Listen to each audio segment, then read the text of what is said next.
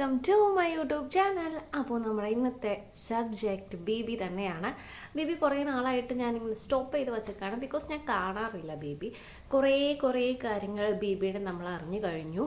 അത് എല്ലാ സീസൺസിലും നമ്മൾ അറിയുന്നതാണ്, അതുപോലെ തന്നെ ഈ സീസണിലും നമ്മൾ അറിഞ്ഞിട്ടുണ്ട്. അപ്പം അതിൻ്റെ കുറേ അറിവ് മാത്രമല്ല, തെളിവുകളും പുറത്ത് വന്നതുകൊണ്ട് തന്നെ ബേബി കാണാനുള്ളൊരു ഇൻട്രസ്റ്റ് പോയി. കാരണം ഓൾറെഡി സെറ്റ് ചെയ്ത് വെച്ചിരിക്കുന്ന പലരും അതിൻ്റെ ഉള്ളിലുണ്ടല്ലോ.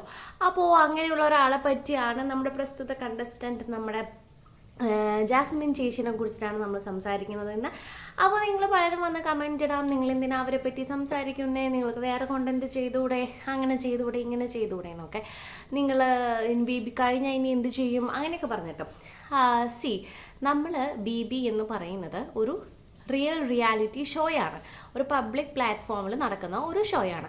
പബ്ലിക് പ്ലാറ്റ്ഫോമിൽ നടക്കുന്ന ഒരു ഷോ, അത് കാണുന്നവർ അല്ലെങ്കിൽ അതിനെപ്പറ്റി റിയാക്ട് ചെയ്യുന്നവർ, അത് കണ്ണിയപ്പെടുന്നവർ, ഇഷ്ടമില്ലാത്ത കാര്യങ്ങൾ നടന്നാൽ, ഇഷ്ടമുള്ള കാര്യങ്ങൾ നടന്നാൽ അതിനനുസരിച്ച് അത് റിയാക്ട് ചെയ്യും, വീഡിയോ ചെയ്യും, കാര്യങ്ങളൊക്കെ ചെയ്യും. അത് ഒരു പബ്ലിക്, നമ്മൾ ആരുടെയും വീട്ടിൽ പോയി ഒളിഞ്ഞു നോക്കിയിട്ടൊന്നും നമ്മൾ ചെയ്യുന്നില്ല, അല്ലേ? നമ്മൾ നമ്മുടെ അയൽവക്കത്ത് നടക്കുന്ന കാര്യങ്ങൾ പോയി ഒളിഞ്ഞു നോക്കി നമ്മളൊന്നും ചെയ്യുന്നില്ല. നമ്മുടെ ടി വിയിൽ വരുന്ന ഒരു റിയാലിറ്റി, അതും റിയാലിറ്റി ഷോ ആയിട്ടുള്ള വേൾഡ് വൈഡ് നടക്കുന്ന നമ്മുടെ ബേബിനെ പറ്റിയിട്ടാണ് നമ്മൾ സംസാരിക്കുന്നത്. അപ്പോൾ ബേബിയിൽ പോയിട്ട് ഇമാതിരി കാര്യങ്ങൾ കാണിക്കുന്നവരെ പറ്റി നമ്മൾ സംസാരിക്കും. ഞാനിപ്പോൾ ഇന്ന് വന്ന ഒരു യൂട്യൂബറാണ്.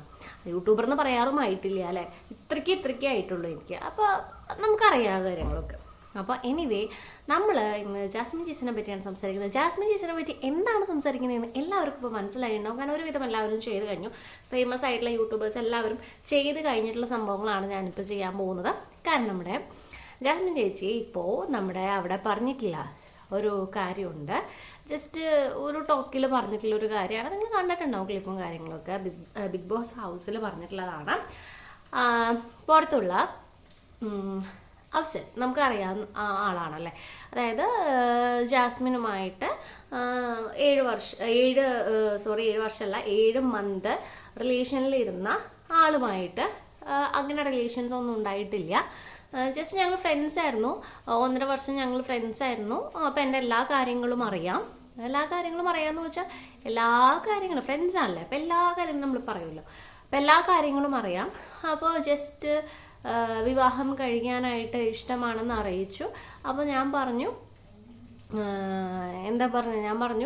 ഇത് കഴിയുമ്പോൾ ബിഗ് ബോസിൽ പോയിട്ട് കഴിഞ്ഞ് വരുമ്പോൾ നമുക്ക് നോക്കാം എന്ന് ജസ്റ്റ് ഒന്ന് പറഞ്ഞു. ഇപ്പം നമ്മളോട് കാഷ്വലായിട്ട് ഇപ്പം നമ്മുടെ ഫ്രണ്ട്സ് അല്ലെങ്കിൽ നമ്മളെ അറിയുന്നവർ അല്ലെങ്കിൽ നമ്മുടെ റിലേറ്റീവ്സ് ഒക്കെ എന്തെങ്കിലും ബന്ധം കൊണ്ടുവന്നാൽ നമ്മൾ പറയുമല്ലോ, നമുക്ക് നോക്കാം, ഇപ്പം ഞാൻ പഠിക്കാം, അത് കഴിഞ്ഞിട്ട് നമുക്ക് നോക്കാം, അങ്ങനെ പറയുമല്ലോ. അതുപോലെ ജസ്റ്റ് ബിഗ് ബോസിൽ പോട്ടെ, അത് കഴിഞ്ഞിട്ട് നമുക്ക് നോക്കാം എന്ന് ജസ്റ്റ് പറഞ്ഞു വെച്ചു.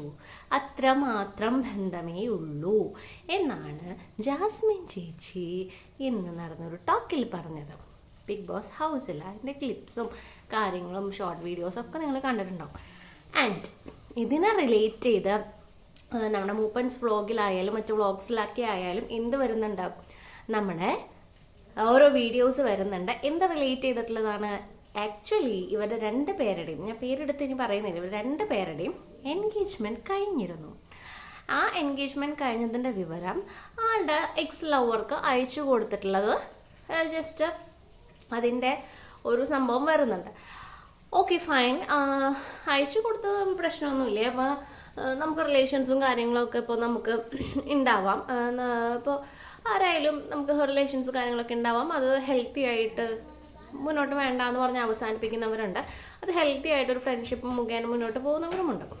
അപ്പോൾ അതങ്ങനെ. പക്ഷേ അയച്ചു കൊടുത്ത കാര്യങ്ങളൊന്നുമല്ല നമ്മുടെ വിഷയം. പക്ഷെ ഇങ്ങനെ ഉണ്ടായിരുന്ന ഒരു 7 മാസത്തെ ബന്ധത്തെ വെറും പുല്ല് വിലയായിട്ട്, അല്ലേ, ഇത് ഒരു ഇതും ഉണ്ടായിരുന്നില്ല എന്ന രീതിയിൽ, അതും എൻഗേജ്മെന്റ് വേണം ബിഗ് ബോസ് ഹൗസിൽ പോണേക്കാൻ മുന്നേ എന്നൊക്കെ പറഞ്ഞിട്ട് എൻഗേജ്മെന്റ് ഒക്കെ നടത്തി. അങ്ങനെ എല്ലാം കഴിഞ്ഞിട്ടുള്ള ഒരാള് അവിടെ ചെന്ന്, ഇത് ആദ്യമായിട്ടല്ല ജാസ്മിൻ പറയുന്നത്. ജാസ്മിൻ കുറേ പേരോട് ഇതിനു മുന്നും ബിഗ് ബോസ് ഹൗസിൽ സംസാരിച്ചിട്ടുണ്ട്. പക്ഷേ ഇപ്പോൾ ജാസ്മിൻ്റെ അച്ഛൻ അവിടെ ചെന്ന് ആ ഒരു പാവേനൊക്കെ കൊടുത്തതിന് ശേഷവും ഇതാരാ തന്നേന്ന് അറിയാലോ എന്ന് പറഞ്ഞ് ഇതൊക്കെ കൊടുത്തതിന് ശേഷവും മോളെ ആ മാല ഇങ്ങോട്ട് ഒരുക്കും, ഇനി മോളെ ഈ മാല ഇട്ടാൽ മതി, അങ്ങനെയൊക്കെ പറഞ്ഞ് കുറച്ച് കാര്യങ്ങളൊക്കെ നമ്മുടെ ജാസ്മിൻ്റെ അച്ഛൻ കാണിച്ചതിന് ശേഷവും ഇത് തന്നെയാണ് ജാസ്മിൻ തുടരുന്നതെങ്കിൽ എന്താ പറയുക. അപ്പോൾ ആൾക്ക് മേ ബി അറിയാതിരിക്കാം. ഓക്കെ, സായി വന്ന് പറഞ്ഞു കുറേ കാര്യങ്ങൾ. ഞാൻ ആളുടെ അച്ഛൻ വന്നപ്പോൾ അമ്മ വന്നപ്പോൾ ചോദിച്ചു ഉണ്ടോ അഫ്സൽക്ക് ഉണ്ടോ എന്ന് ചോദിച്ചപ്പോഴും ഓക്കെ എന്ന് പറഞ്ഞെങ്കിലും ഒരു ഇത് പാവേനെയൊക്കെ കൊണ്ടുവരുന്നു. അപ്പം മേ ബി തോന്നിയിട്ടുണ്ടാവാം, നമുക്ക് തോന്നുമല്ലോ എന്തെങ്കിലും. എൻ്റെ കയ്യിലിരിപ്പം ഇങ്ങനെ ആയിരുന്നത് കൊണ്ട് മേ ബി ഇങ്ങനെ ആയിരിക്കാം എന്നും തോന്നുമല്ലോ. അപ്പം അങ്ങനെയും തോന്നിയത് കൊണ്ടായിരിക്കാം ഇങ്ങനെ ഒരു ടോക്കിൽ ഇങ്ങനെ പറയുന്നത്. ആൻഡ് ഇതിനു മുന്നും സ്റ്റാർട്ടിങ് തന്നെ ജാസ്മിൻ ഇത് പറഞ്ഞിട്ടുണ്ട്. ഗബ്രിയുടെ വിഷയം വന്ന ആ സമയത്തും ജാസ്മിൻ പറഞ്ഞിട്ടുണ്ട്, ആരോടാണെന്ന് ഓർമ്മയില്ല, പക്ഷെ പറഞ്ഞിട്ടുണ്ട്. ജാസ്മിൻ പറഞ്ഞിട്ടുണ്ട് ഞങ്ങൾ എൻഗേജ്മെൻ്റ് ഒന്നും കഴിഞ്ഞിട്ടില്ല, ജസ്റ്റ് കഴിക്കാമോ എന്ന് ചോദിച്ചപ്പോൾ നമുക്ക് നോക്കാം എന്നൊരു വാക്ക് മാത്രമേ പറഞ്ഞിട്ടുള്ളൂ എന്ന്.